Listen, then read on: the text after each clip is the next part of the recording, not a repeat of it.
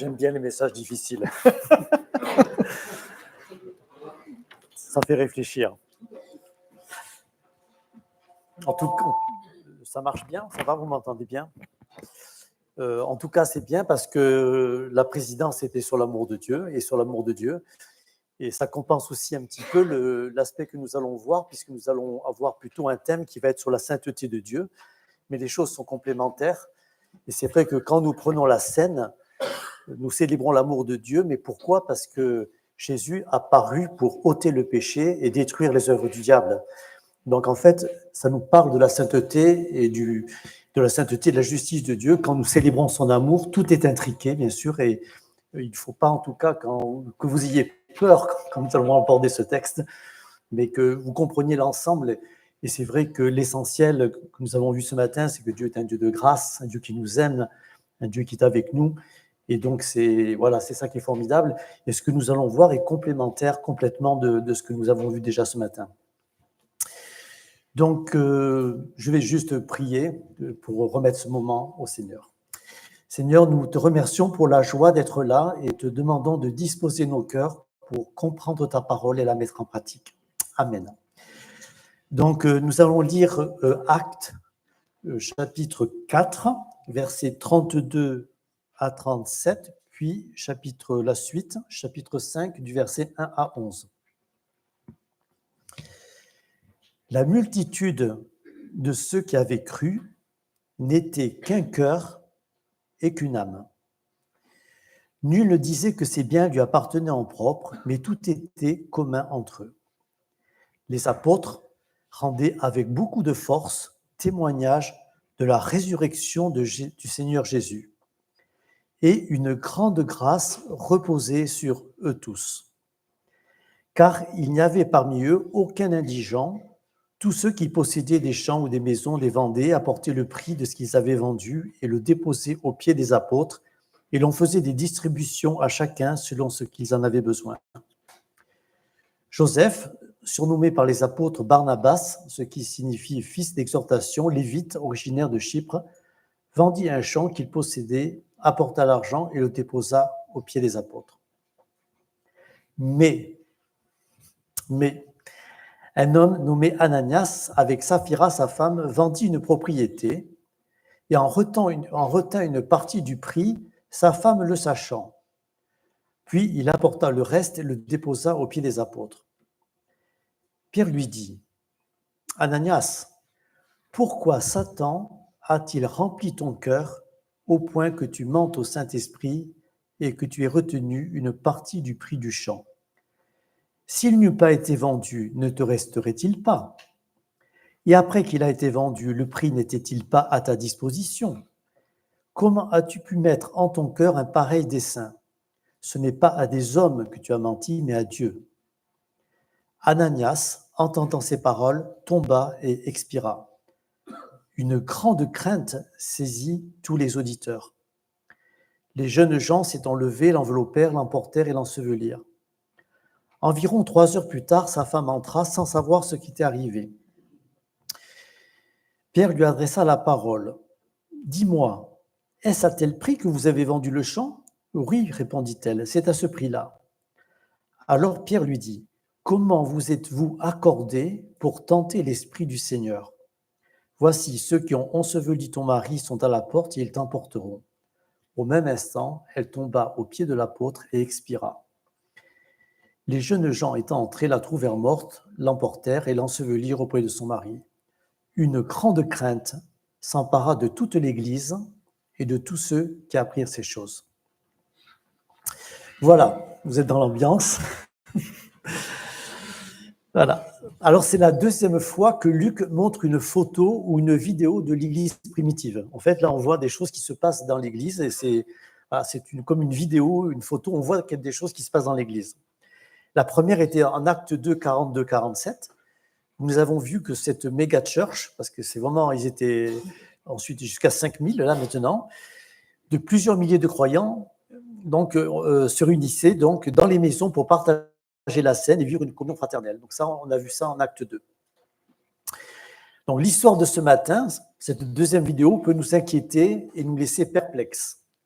qu'est-ce que le Seigneur a voulu montrer à cette Église naissante et que veut-il nous montrer aujourd'hui? Alors nous verrons ça en 3 points. Le premier point, le nouveau temple, ça on va l'expliquer. Le deuxième point, le sens de ce jugement. Et le troisième point, la vie normale au sein du nouveau temple. Alors, pour commencer, nous allons lire 3 versets dans Éphésiens, 3-4 versets dans Éphésiens 2, versets 19 à 22.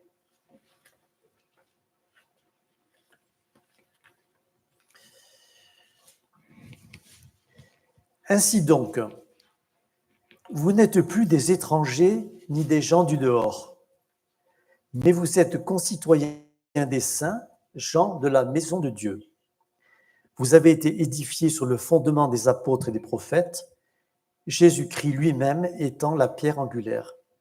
En lui, en Jésus-Christ, tout l'édifice bien coordonné s'élève pour être un temple saint dans le Seigneur. En lui, vous êtes aussi édifiés pour être une habitation de Dieu en esprit. Vous dites, il est hors sujet. Alors, pour comprendre, nous formons, en tout cas, d'après ce texte d'Éphésiens, un nouveau temple. En fait, en Christ, nous sommes des pierres vivantes. Et vous savez, il nous est dit, ne savez-vous pas que votre corps est le temple du Saint-Esprit? Chacun d'entre nous, Clarisse, Giscard, tout ça, on est des temples de l'Esprit. On est un petit temple de l'Esprit. Ça, c'est extraordinaire. Mais toutes ces petites pierres et tous ces petits temples, ensemble, forment un grand temple qu'on a vu dans Éphésiens, un temple saint dans le Seigneur. Donc, au début de l'Église primitive, il est en train de se construire un nouveau temple, qui est le temple dont les pierres ne sont plus en pierre, mais sont les croyants. Jésus-Christ étant la pierre angulaire, et vous vous rappelez que Jésus a dit lui-même, détruisez ce temple, et je le rebâtirai en 3 jours. Lui-même est un temple, la pierre angulaire est un temple, et tous ces petits temples forment un grand temple saint dans le Seigneur. L'Église est donc ce nouveau temple invisible qui est d'ailleurs mentionné pour la première fois au verset 11. Alors certains ont assemblé, mais c'est le même mot, c'est ecclésia, et c'est la première fois dans les Actes que l'Église est mentionnée, en tant que nom Église. Il est mentionné dans les Évangiles, mais dans les Actes, c'est la première fois. Dans le texte vu dimanche dernier, nous avons vu, j'ai écouté le message aussi sur YouTube, j'étais absent, nous avons vu que Pierre a accusé les autorités religieuses d'avoir crucifié le Messie. Il le dit en Acte 4:12, il dit « Il n'y a de salut en aucun autre, car il n'y a aucun autre nom qui ait été donné parmi les hommes par lequel nous devions être sauvés. » Donc Pierre a proclamé ça devant tous, devant les docteurs de la loi. Il a ainsi entériné la fin du système des sacrifices et du temple fait de pierre, qui devient obsolète et qui sera bientôt détruit en l'an 70. Donc on est en train d'avoir un changement de temple. Le temple juif de la première alliance va cesser, c'est la fin, il est obsolète. Maintenant, ce n'est plus les sacrifices, c'est le Christ, Jésus-Christ, qui a donné sa vie, et il y a un nouveau temple en construction, c'est nous-mêmes, des pierres vivantes. Cela s'est produit quand? Ça s'est produit quand? Je vous pose la question. Que le temple a débuté. Hein? À la Pentecôte. Voilà, à la Pentecôte. Cela s'est produit quand? C'est à la Pentecôte. Le temple, en fait, est l'endroit où Dieu réside parmi son peuple. C'est la suprême intention de Dieu que nous voyons dès la Genèse et qui se termine dans la Nouvelle Jérusalem. Dieu habitera au milieu d'eux. C'est le plan de Dieu. Et Dieu l'a montré tout au long de l'histoire par le fait qu'il a résidé parmi son peuple. Et cela s'est manifesté en particulier par la nuée. Après, c'est la sortie d'Égypte, la nuée est intervenue, et puis la nuée, elle est allée s'élever au-dessus du tabernacle. Et la nuée, donc, était sur le tabernacle. La nuée, donc, c'était la présence de Dieu, où Moïse parlait. Donc le tabernacle, c'était ce petit temple portatif. Et quand ils sont rentrés dans le pays promis, au bout de pas mal de temps, bon, il y avait toujours le tabernacle, mais on ne voyait plus la nuée, mais c'était le signe de la présence de Dieu. Salomon a construit un nouveau temple. Et le jour de la dédicace du temple de Salomon, la nuée a rempli la maison de l'Éternel, a rempli le temple. Elle est venue pour montrer que Dieu passait du tabernacle là et qu'il résidait bien parmi son peuple. Donc, il y a eu ce retour de la nuée à ce moment-là. Donc, il y a eu le temple. Et maintenant, qu'est-ce qui s'est passé à la Pentecôte? La nuée est revenue. La nuée est revenue. Toutes ces petites langues de feu, c'est des nuées. C'est la nuée qui est revenue sur les disciples. Et donc, la nuée est allée sur chacun des disciples parce que maintenant, le temple, le tabernacle, nous sommes le tabernacle, est individuel. Nous sommes des petits temples et en même temps, l'Église a été baptisée dans le Saint-Esprit et le nouveau temple a été inauguré à la Pentecôte. Donc, nous sommes le temple, le nouveau temple de Dieu. Dans le futur, en Apocalypse 21, dans la Nouvelle Jérusalem, il n'y aura plus de temple. On trouve cela au verset 22. « Je ne vis point de temple dans la ville, car le Seigneur Dieu Tout-Puissant est son temple, ainsi que l'agneau. Et nous baignerons donc dans la personne même de Dieu et de Jésus. » Donc désormais, actuellement, en attendant, l'Esprit de l'Éternel réside dans son peuple qui est l'Église, qui est le nouveau temple de Dieu, vivant, constitué de ceux qui ont placé leur foi dans le Messie promis à David. Et cela rejoint même, mais je choisis de ne pas en parler, les promesses faites au roi David que son descendant, aussi sa postérité, pas seulement Salomon, bâtirait une maison. Dieu allait bâtir une maison à David, et nous sommes cette maison de Dieu qui est venue et qui, maintenant, nous sommes la maison de Dieu et le temple de Dieu. Donc, cette histoire-là que nous lisons ce matin, elle se passe où? À Jérusalem? Non. Oui, à Jérusalem, mais elle se passe dans le temple. Elle se passe dans le temple. Nous sommes ce matin dans le temple de Dieu, en fait. Et ça, c'est important de comprendre parce que ça va rejoindre le problème de la sainteté et du jugement d'Ananias et de Saphira. Nous sommes en fait dans le temple de Dieu. En ce moment, rue Larcher, on ne bâtit pas l'église notre église, elle n'est pas en train de se faire bâtir. On construit des bâtiments dans lesquels l'église sera. Ce matin, nous sommes l'église. C'est-à-dire que ce n'est pas non plus la rue Maquis de Sombrin. L'église loge dans ces bâtiments. Nous sommes l'église, nous sommes ces pierres vivantes, nous sommes le temple saint bâti par le Seigneur. Nous sommes le temple de Dieu. Alors, cela nous montre le problème de la gravité du péché, en fait. Vous commencez à sentir que ce qu'ont fait Ananias et Saphira au sein du temple, au sein de, donc là, dans le temple même, a été quand même quelque chose de terrible, même si ça nous paraît être un petit péché. Un petit mensonge au Saint-Esprit, une petite hypocrisie, un petit mépris de Dieu qui pouvait passer anodin, pas si grave. Mais souvenons-nous que Satan est le père du mensonge et qu'il n'a pas sa place dans le temple de Dieu. Alors ça nous fait un peu peur parce qu'on se dit nous-mêmes où on en est. Ananias et Saphira ont péché dans le nouveau temple de Dieu qui venait d'être inauguré. C'était tout neuf, tout récent. Leur motif, donc, c'était le désir de paraître pieux et de gagner en prestige. Deuxième point, le sens de ce jugement. Alors, pourquoi Dieu a fait ça dans l'Église primitive? Et ensuite, on le verra pour nous. Il l'a fait, on va le comprendre de mieux en mieux dans le message, il l'a fait pour une valeur d'exemple. Parce que nous, on a le temps souvent de nous repentir, de demander pardon et d'être purifiés. Là, ils n'ont pas vraiment eu le temps. Ça a été un jugement. Mais Dieu a voulu faire une valeur d'exemple qu'il a déjà fait dans le passé. Nous allons le voir tout à l'heure. Il voulait que dans l'Église, il y ait une crainte du Dieu saint. Alors, on est très sensible à l'amour et à la grâce, et on l'a chanté, c'est ce qu'il faut vraiment garder. Mais en même temps, la grâce ne doit pas être un motif pour oublier que le péché est sérieux et que Dieu doit être pris en considération et en respect. Parce que Il n'y a pas que « Ah, Dieu m'aime, je fais n'importe quoi, c'est pas grave, je demande pardon à Dieu, c'est fait ». Il y a une prise de conscience qu'aux yeux de Dieu, le péché est sérieux, et la preuve en est, c'est qu'il a donné son Fils pour ça, pour, pour ôter le péché et pour détruire les œuvres du diable. Donc le péché est sérieux. Alors, Dieu a donné à Pierre ce jour-là, il a été comme Élisée. Vous savez, Élisée, il savait tout ce que pensait le roi dans sa chambre, il devinait tout, il savait la pensée des uns et des autres, comme Jésus d'ailleurs. Hein.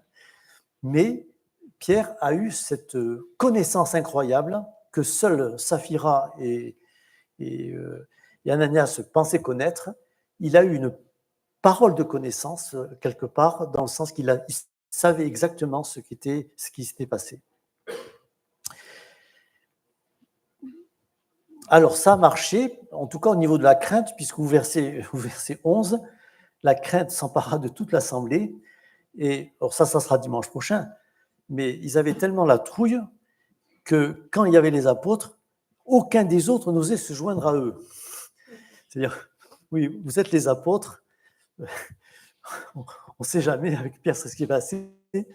Voilà. Il y a eu une crainte qui rentrait dans l'Église naissante, alors qu'on était plutôt dans « Seigneur, tu nous as aimés, tu nous as… » Et c'est vrai, mais il y a un objectif de crainte qui s'est emparé du peuple de Dieu, qui était utile. C'était un message utile, un message que Dieu voulait faire passer, et le Dieu de l'Ancien Testament, c'est le même Dieu du Nouveau Testament, et le Dieu du Nouveau Testament, c'est le même Dieu de l'Ancien Testament.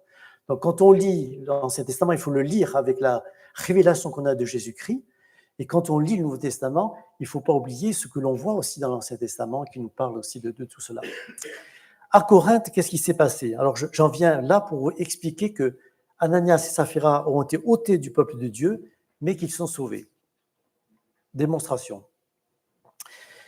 À Corinthe, alors oui, je vous disais, c'est parce qu'ils sont chrétiens, en fait, qu'ils sont punis plus sévèrement, et que Dieu ne leur a pas retiré son pardon ni son salut.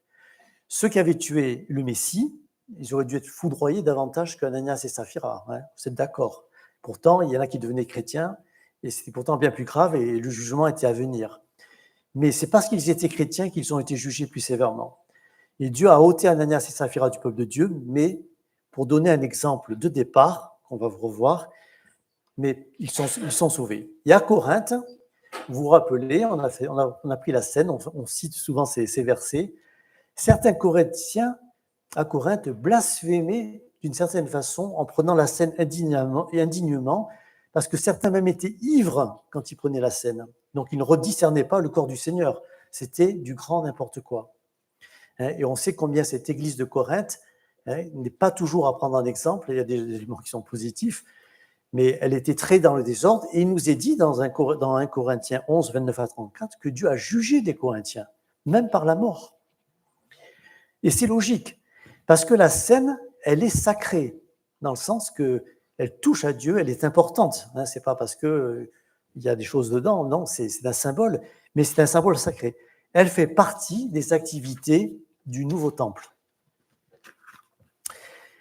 La scène, en quelque sorte, remplace les sacrifices du temple. On faisait des sacrifices en préfiguration de Christ parce que pour accéder à Dieu, il y avait toutes sortes de choses en attente de ce qui viendrait du vrai salut. Donc, dans l'Ancien Testament, le temple, on faisait des sacrifices. Dans le nouveau temple que nous sommes, on fait un sacrifice on fait pas un sacrifice, on fait un mémorial d'un sacrifice qui a déjà eu lieu. Donc, dans l'Ancien Testament, c'est en préfiguration. Maintenant, nous sommes dans un mémorial. Et en fait, dans le temple, là, nous venons de célébrer le sacrifice qui a eu lieu. Nous sommes dans le temple de Dieu. Nous avons célébré le sacrifice, le mémorial de Jésus-Christ, de ce qu'il a fait pour nous. Au verset 11, 32 de Corinthiens, c'est ça le verset qui nous montre qu'Ananias et Saphira sont au ciel. Hein. Paul dit, en parlant même de ceux qui sont morts et qui ont été jugés à Corinthe, mais quand nous sommes jugés, nous sommes châtiés par le Seigneur afin que nous ne soyons pas condamnés avec le monde. C'est important, hein. Quand nous sommes jugés, nous sommes châtiés par le Seigneur afin que nous ne soyons pas condamnés avec le monde. Voilà, donc ça c'est important. Et en fait, les Corinthiens ont fait un péché comme Ananias et Saphira. Ils étaient dans le temple, ils ont fait des choses pas bien au milieu du temple. Hein. Ils ont pris la scène indignement parce qu'ils étaient ivres, etc.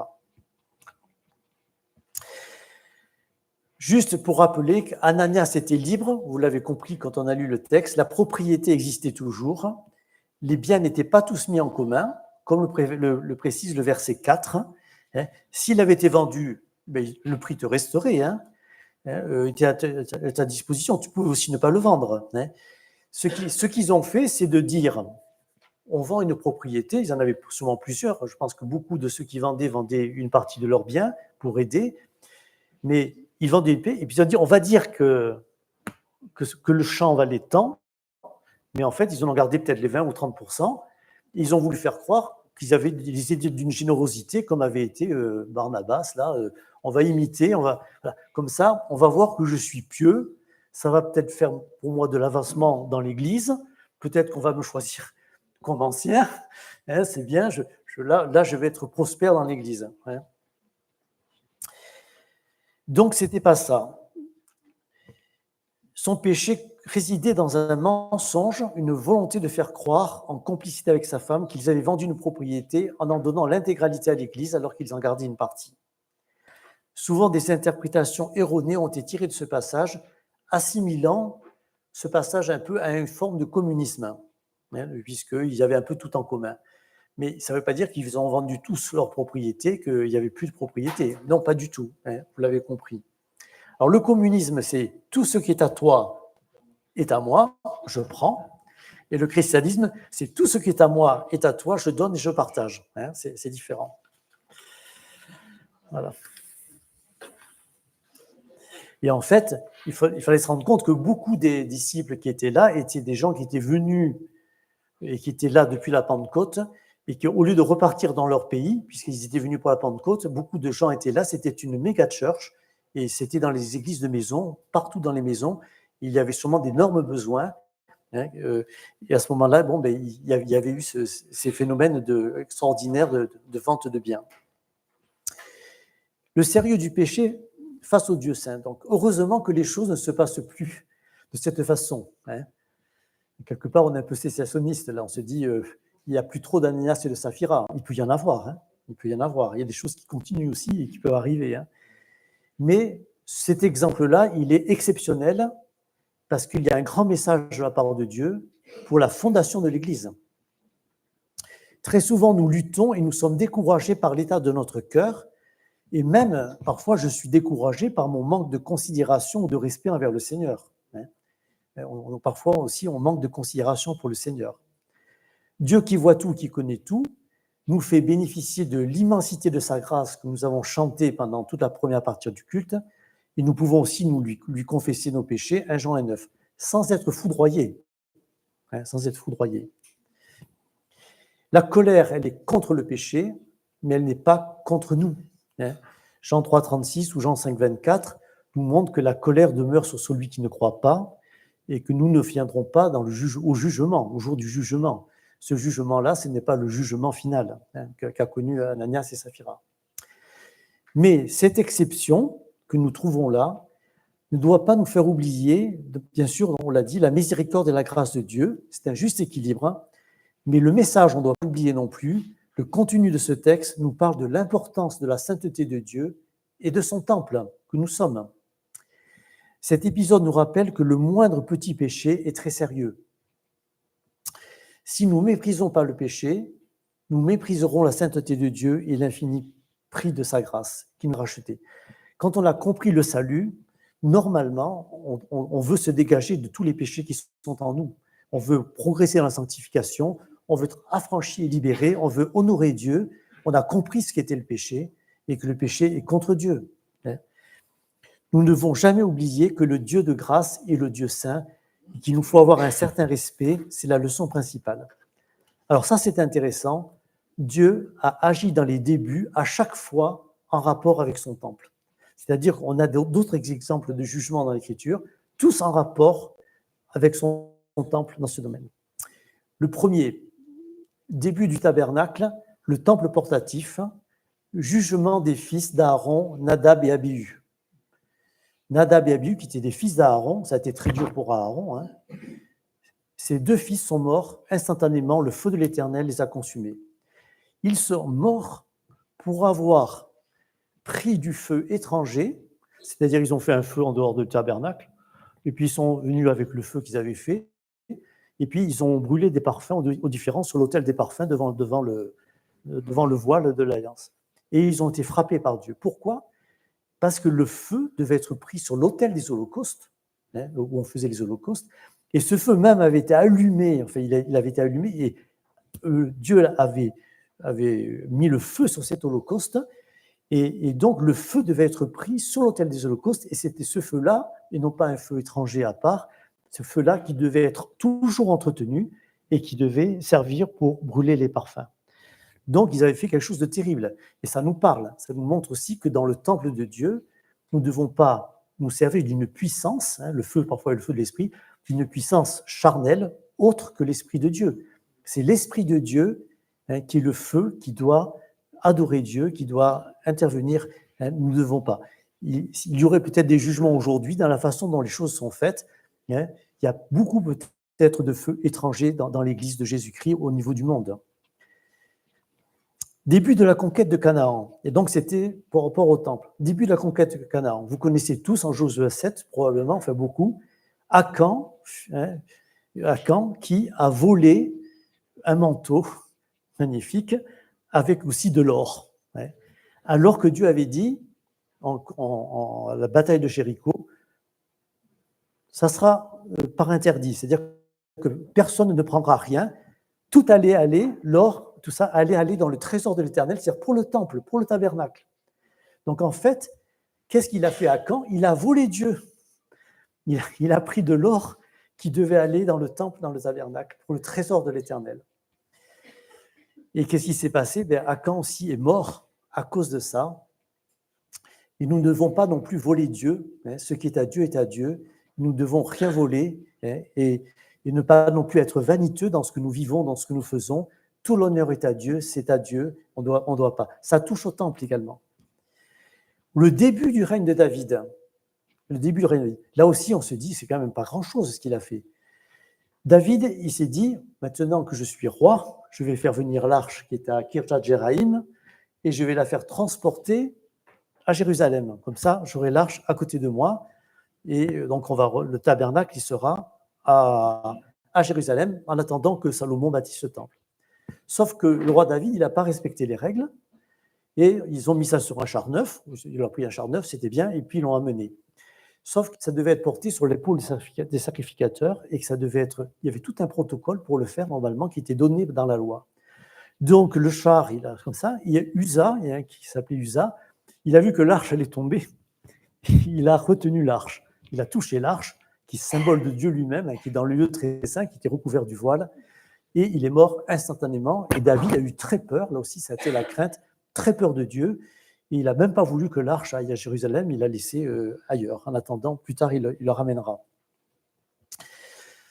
Voilà, donc on ne peut pas s'approcher de Dieu n'importe comment. Il avait touché l'arche, hein, il y avait un protocole, et on ne pouvait pas s'approcher de Dieu n'importe comment.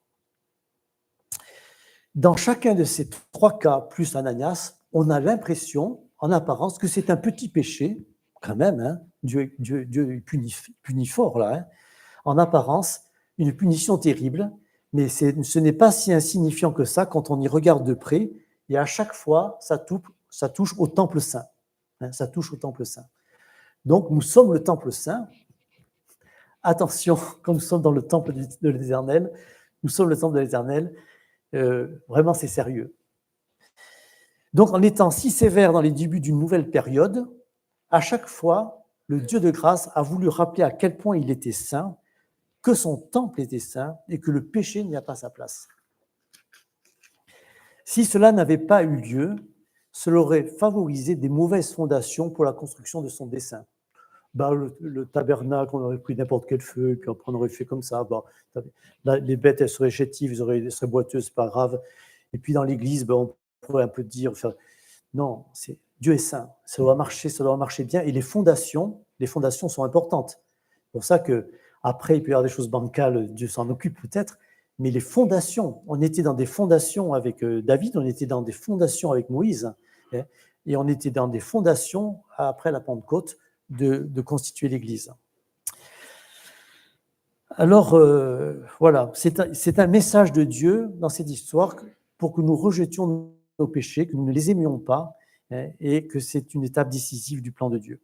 Alors, un mot sur le mensonge. Juste un mot sur le mensonge dont on parle ici, qui est le péché de ce couple. Le mensonge est quelque chose quand même de grave, hein, de manière générale. Parfois, on se dit, oh, mensonge, petit mensonge, pas. C'est bien pratique. Ouais. Non, c'est pas pratique. Le mensonge est mortifère. Il fausse les relations humaines, il tue la confiance et décourage toute construction en commun. On ne peut rien construire avec quelqu'un qui ment. Hein. Éphésiens 4, 25, Paul dit « Renoncez au mensonge et que chacun de vous parle selon la vérité à son prochain, car nous sommes membres les uns des autres. » Et Paul dit 2 versets plus loin que ce verset, au sujet de la colère, mais aussi à cause du mensonge, « Ne donnez pas accès au diable. » C'est quand même sérieux. Et en effet, Ananias et Saphira ont donné accès au diable. Rien que ça. Rien que ça. Pierre a dit à Ananias, en effet, pourquoi Satan a rempli ton cœur au point que tu mentes au Saint-Esprit. Je suis sûr que Ananias et Saphira ne savaient pas que c'était Satan qui avait rempli leur cœur. Et Satan peut insuffler des pensées dans nos cœurs et nous ne devons pas les accueillir. Les traits enflammés du malin, vous savez où il faut mettre le bouclier, quelque chose. Les traits enflammés du malin sont souvent des pensées. Ce sont des pensées. Et souvent, on peut visualiser notre champ de conscience, ce qui se passe en moi, comme un projecteur, comme un écran plutôt. Et moi, je projette mes pensées, je vois sur l'écran ce que je pense et ce que je dis, ce que je fais. Je le vois sur mon champ de conscience. Mais on oublie parfois, et on n'en est pas conscient, qu'il y a un projecteur à droite, un projecteur à gauche. L'un, c'est le projecteur de Dieu. Et parfois, on dit des choses spirituelles qui nous viennent du Saint-Esprit. On ne sait même pas que c'est le Saint-Esprit qui nous a influencés, comme Pierre à qui il est dit, quand il dit « tu es le Christ », ce sont des choses que mon Père t'a révélées. Et Pierre, il ne sait pas. Et après, il y a aussi des pensées qui peuvent nous venir de l'ennemi, comme ici. Hein, et c'est un autre projecteur. Et tout ça, ça va sur l'écran de notre conscience, et on croit que c'est nous, et en fait, on subit des influences qui sont extérieures. Il nous est dit que Judas, c'est Satan qui a mis le dessein de livrer Jésus à Judas. Et Judas, il ne savait pas que c'était Satan qui lui mettait ce dessein, il pensait que c'était lui-même. Donc, pensons que nous avons besoin dans notre maturité chrétienne d'être dans le discernement et d'être sensible au combat spirituel qui fait que nous avons des pensées, et parfois, nous devons nous assurer de leur origine. Ce texte aussi nous parle de la discipline. Ça nous montre que dans l'Église, parce que nous sommes le temple de Dieu, l'Église est appelée à exercer une discipline au nom du Seigneur. Nous ne pouvons pas, parce que nous ne sommes pas un club ou une association religieuse, comme ça, nous ne pouvons pas permettre que des situations anormales, des péchés graves soient manifestes et existent et demeurent au sein de l'assemblée du Dieu vivant. Que ce soit le mensonge, comme ici, la méchanceté, l'adultère, l'orgueil, la médisance, toutes sortes de choses. Il est la responsabilité de l'Église et de chacun aussi de prendre soin les uns des autres, de veiller pour le bien de chacun et l'honneur de Dieu. Et même, il est utile d'être repris. Quand on est repris, ce n'est pas une persécution, parce que ça déshonore Dieu de dire ça. Quand on est repris, c'est parce que c'est de la discipline et le Seigneur on peut être repris par des frères et par des sœurs. La discipline fait partie de cela et elle est importante pour le bien de chacun, y compris pour celui qui est discipliné. Il aurait bien aimé, Ananias, Saphira, avoir plus de chance d'être discipliné, il se serait repenti, mais c'était un exemple. 3e point, la vie normale à l'intérieur du temple de l'Église. C'est ce que nous avons dans les versets 32 à 35. Comment doit-on vivre dans ce temple ? Ce que Dieu veut dans ce temple, c'est ce que nous avons ici, l'unité et l'amour. C'est son commandement et sa prière avant de mourir. Jésus a dit, avant de mourir, dans la nuit qui a précédé, c'est en Jean 15, Jean 15, 17, il nous a commandé de nous aimer les uns les autres. Ça, c'est une activité qu'il doit avoir dans le temple, nous aimer les uns les autres. Et dans la prière sacerdotale, en chant 17, 21, il nous est dit « Afin que tous soient un, pour que le monde croie que tu m'as envoyé ». Donc, la vie dans le temple, c'est de s'aimer, dans ce temple saint que nous sommes, c'est de nous aimer les uns les autres. C'est ce que nous suggère pas le Seigneur, c'est ce qu'il nous commande. C'est pas, il ne nous le demande pas de nous aimer les autres, il nous le commande. C'est un commandement pour moi d'aimer tel frère, Jonathan, Jean-Pierre, Maëva, etc. Dieu me commande. Il peut y avoir des gens qui ne me sont pas très sympathiques dans l'Église, qui m'irritent, qui m'agacent, mais Dieu ne me suggère pas de les aimer, il me commande de les aimer. Et nous devons vivre une unité en tant que chrétiens. La multitude n'était qu'un cœur et qu'une âme, au verset 32. On voit l'amour en action, la générosité et l'entraide, et cela entraîne quelque chose d'extraordinaire. Ça semble être hors sujet, mais c'est la force du témoignage au verset 33. Les apôtres rendaient avec beaucoup de force du témoignage de la résurrection du Seigneur Jésus. Si nous vivons dans ce temple en nous aimant les uns les autres, en étant unis, eh bien, nous aurons une force de témoignage, parce qu'il nous est bien dit que c'est à cause de ça que le monde croira. Tant parce que nous nous aimerons les uns les autres, tant aussi parce que nous serons unis. Donc, c'est la force du témoignage qui en dépend, qui en découle. Alors, on a fait une retraite, là, c'était il y a une semaine, j'étais dans une retraite avec d'autres qui étaient ici. Nous avons vécu un temps de grâce, comme il est dit, une grande grâce à reposer sur eux tous. Nous avons vécu aussi un temps de grâce, d'unité et d'amour, mais c'est facile sur 7 jours. C'est plus facile. Mais c'est ce que Dieu veut dans l'Église, même ici, que nous vivions, que nous progressions, en sachant très bien qu'il y a des « mais », comme nous l'avons vu. C'était très bien ça, mais il y a eu un « mais », un homme, et on sait que nous ne vivrons jamais dans la perfection de l'unité, de l'amour, et qu'il y aura toujours « mais », il y aura quelque chose, mais un homme, etc. Voilà. Un seul pécheur, c'est Ecclésiaste 9, 18 qui le dit, un seul pécheur détruit beaucoup de biens. Il suffit parfois d'une seule personne pour troubler beaucoup de choses. Et c'est ce qui aurait pu se produire avec Ananias et Saphira. Il aurait pu troubler l'Église, là, véritablement. Un peu de levain fait lever toute la pâte, nous dit Paul en 1 Corinthiens 5, 7. Nous sommes appelés, chacun d'entre nous, à ne pas troubler l'Église, ni à nous troubler nous-mêmes, parce qu'Ananias s'est troublé lui-même, mais à réagir spirituellement dans tous nos problèmes, surtout quand ils ont lieu dans le temple de Dieu. Lorsque nous voulons faire la volonté de Dieu, lorsque nous voulons faire que la volonté de Dieu, je me relise bien là, voilà. Alors, oui, voilà, j'oublie une phrase. Si nous avons des connivences avec le mal, nos chaînes ne tombent pas et nous restons esclaves de certains péchés. En fait, on a une grande force pour être libérés de nos péchés. C'est le Saint-Esprit. Mais on garde nos chaînes. Elles ne tombent pas, on reste esclaves si nous avons une connivence avec le mal. C'est-à-dire que si notre volonté n'est pas vraiment à Dieu. Lorsqu'on veut faire la volonté de Dieu, le péché perd son emprise sur nous, les chaînes tombent, on a une force efficace. Et la Bible nous dit, marchez selon l'esprit et vous n'accomplirez pas le désir de la chair. Mais pour marcher selon l'esprit, il nous faut vouloir faire la volonté de Dieu. Et ce qui est vrai pour le temple saint que nous sommes, est vrai pour le temple individuel que nous sommes.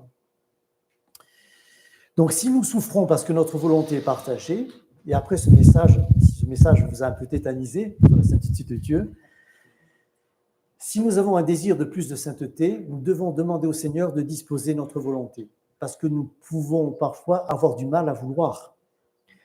Et Philippiens 2,13 nous dit que Dieu peut créer en nous le vouloir et le faire. Ça, c'est formidable. Il peut créer en moi le vouloir et le faire. Et David aussi avait prié, « Renouvelle en moi un esprit bien disposé ». Alors, c'est le choix qui est important. Ce n'est pas ma volonté, parce que ma volonté, Dieu peut la susciter. Mais c'est le choix. La clé principale de ma sanctification, quelque part, c'est les choix que je fais de suivre le Seigneur plus que ma volonté, le choix de lui obéir, de désirer vivre ce qu'il nous demande.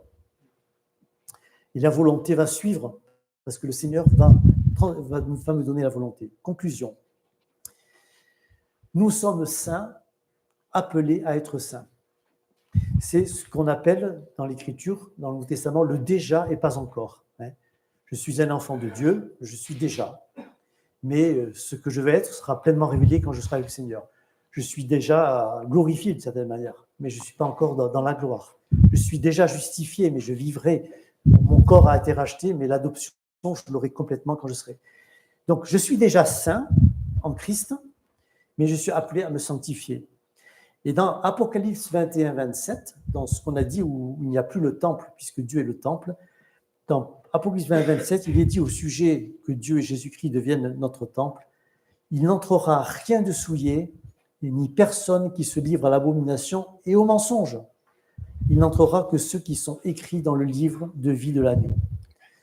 Nous sommes donc déjà ce temple pur. On sait qu'on ne l'est pas, mais on est déjà ce temple pur, appelé encore à se purifier.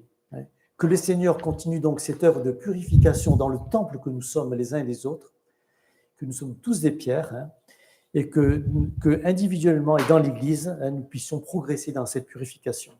Amen. Amen.